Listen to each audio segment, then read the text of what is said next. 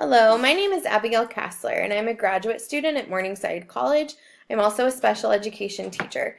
This is my research presentation entitled The Effects of Placing Low-Performing Students in the General Education Setting for Elementary Core Math Instruction. The purpose of my study is to help determine if placing special education students who are 2 or more years behind grade level in math in the inclusive classroom setting during core math instruction would hinder or help their academic achievement, and help determine what is considered the LRE for these students. CBM math probes are used in my study to help track and monitor my data. My hypothesis is that academic achievement is hindered within the inclusive classroom setting.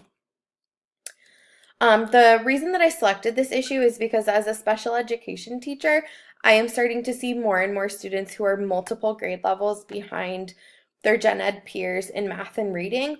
And I'm just trying to help determine if this is a placement issue, a curriculum issue, and if it is a placement issue, what we can do to help determine the LRE for these students so we can begin to start bridging that gap.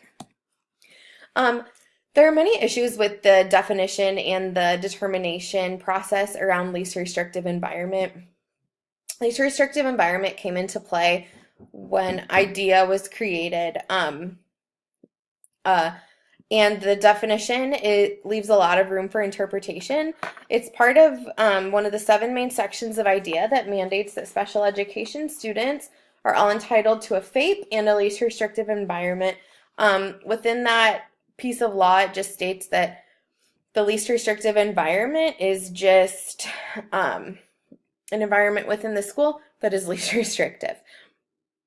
Another big revision happened in 2014 to IDEA that states that special education students are not only entitled to a FAPE, LRE, but they're also entitled to being included in the general education classroom setting, which complicates the entire LRE determination process a lot more, especially because there is no system, there is no laid out process on how to determine the LRE. Okabar and others determined in their study that there's an overall push. The main feeling in a lot of schools is that they push for inclusion regardless of the academic level due to social and developmental reasons. Students are needing to be around grade level peers. There are a lot of effects that can take place on the student, short and long-term effects. Daniel and King in 2001 determined that negative behaviors can arise within the gen ed setting due to student frustration from the instruction being too challenging or the coursework being too hard, which connects to Glizzard's 2013 study that says that they have an inability to create new meaningful connections to the content due to their lack of prior knowledge. Which also bounces off of Daniel and King's 2011 study that says that student self-esteem can be damaged due to lack of success within the gen ed classroom, which can also be a long-term effect. Some long-term effects are Kirby in 2017 determined that when a student falls behind in elementary years, it is much, much harder to catch back up to grade level by the time graduation hits. And there's a correlation between the wrong LRE placement in elementary years with low graduation rates. In 2017, Kirby stated that the national average for gen ed students was 81% for graduation rate, while it was 63.9% for students who are on an IEP. Low graduation rates also correlate to higher rates of arrest in adulthood. There are some problem areas within the LRE determination. Like I said, there is not a laid out process. It just literally states a setting within the school that is the least restrictive. One of those is the ability of the general education teacher to serve special education students.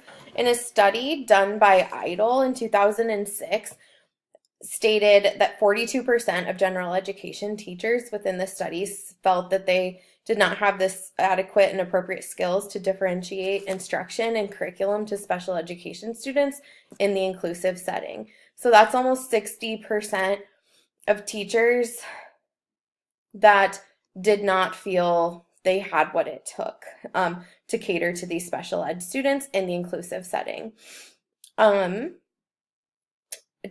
Which connects to King Sears's 2018 study that said that the differentiation ability of gen ed teachers can sway the LRE very, very heavily. The LRE determination process is left up to building and district administrators. And in 2014, a study done by Sumbera, Pazer, and Lashley stated that many district principals and district admins within the study had little to no special education background, and they admitted that they typically would make an LRE for a student, whatever was most convenient for teachers. There are a lot of past interventions that proved to be ineffective. One of those was determined by Stecker and Fuchs in 2000, that standardized tests were not an effective way to drive instructional decision making, and that CBMs leading up to standardized tests gave them a lot more information about what the students know and don't know, which connects to King Sears's 2018 study that eliminated standardized tests as an effective way to drive instructional decision making. In 2003, Zygmunt was not able to prove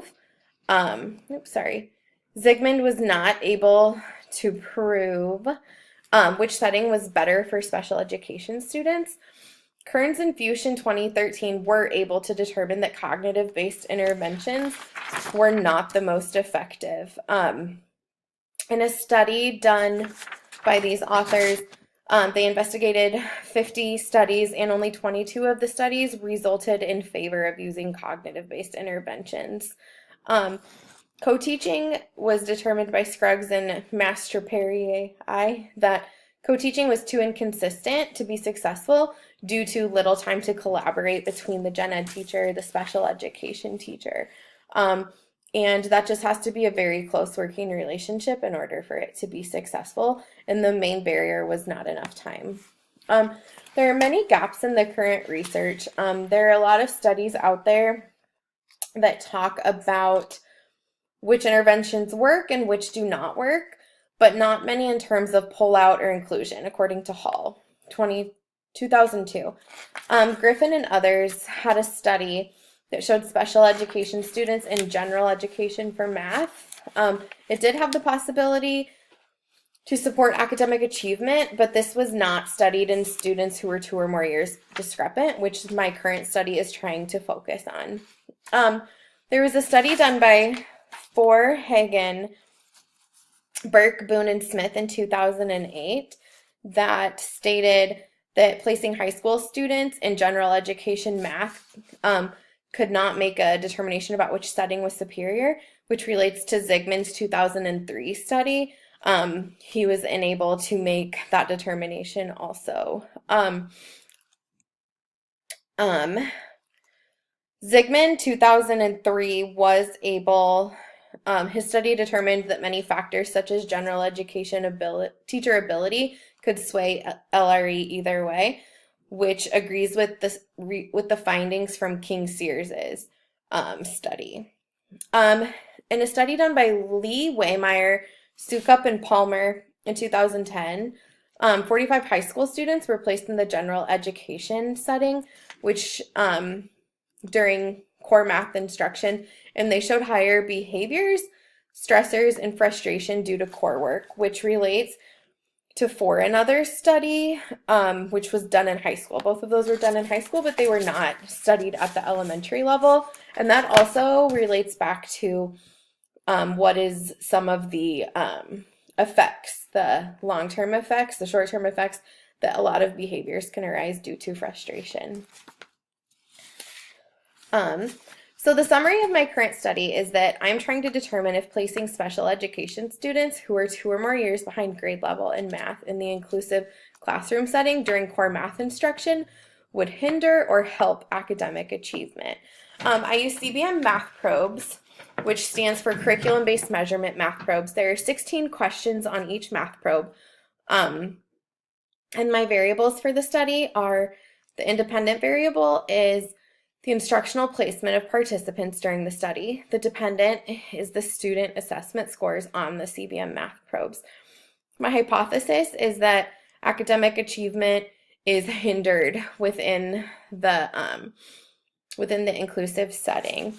The results of the study could impact one of the big issues surrounding special education right now is helping determine what an LRE for students who are this discrepant could be.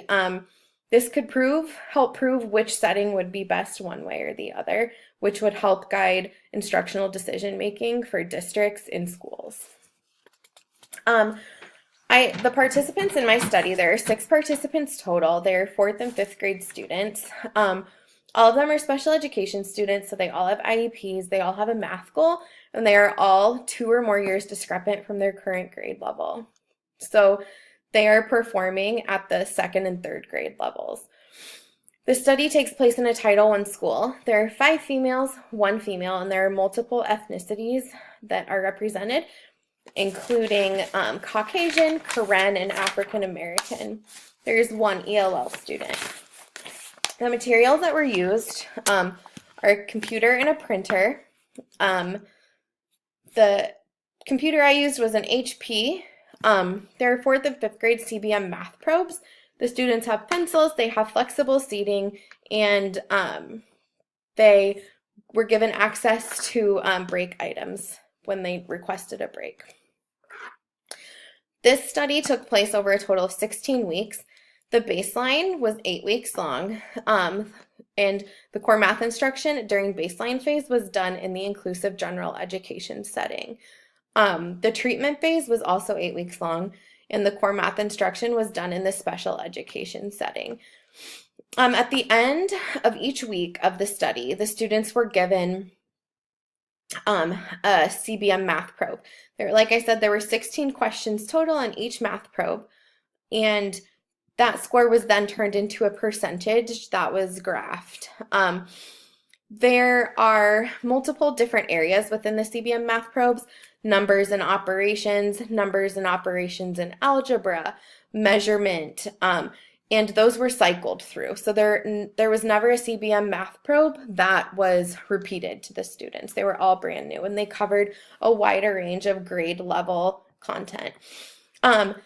Visual data inspection was used in this study due to the low number of participants. So we are looking for low variability and an increased data trend, showing that they are increasing, but they're not their scores are not varied. So this is the percentages that was calculated. The results of my study showed that 50% of participants showed growth and 50% did not show growth. They either maintained where they were at or they regressed. So my hypothesis was not supported. We're just going to go through a couple of the graphs. This one supports my hypothesis due to low variability, 0 data trend.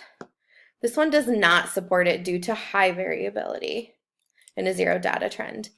This one does support the hypothesis because we have an increasing data trend with low variability. This one does not. This one does not either due to high variability. This one does support the hypothesis because we have an increasing data trend with low variability. These are all the participants averaged. It does not support the hypothesis only because 50 and 50. I didn't feel that was an okay enough number to say that something was supported. The study does not help give insight for the best LRE for this specific population. It does not help clarify the ongoing educational debate around LRE, unfortunately. During the intervention phase, some of the self-esteem of the students could possibly be impacted. The study does not help prove how to close the academic achievement gap for this population, unfortunately. And if anything, this just continues to empower school districts to adjust special education programming and determine what an LRE of a student is how they see fit. I had a small sample size. The time frame of the study was very short. The CBMs were challenging for students. I would recommend a longer study length, a longitudinal study, represent both elementary and high school.